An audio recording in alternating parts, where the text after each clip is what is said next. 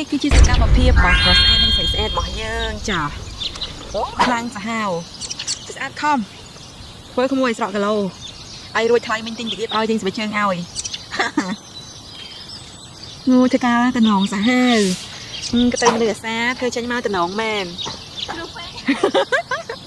ហើយដីវាហ៊ានដាក់ពេញវាដាក់កន្លះ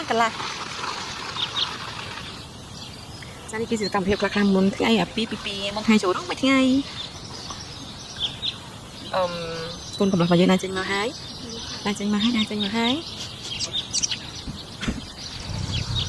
Come on baby you look so cool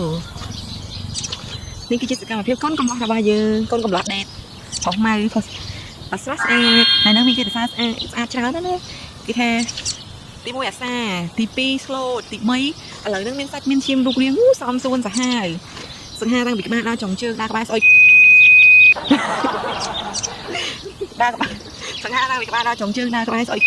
ចាហ្នឹងជារឿងធម្មតាចា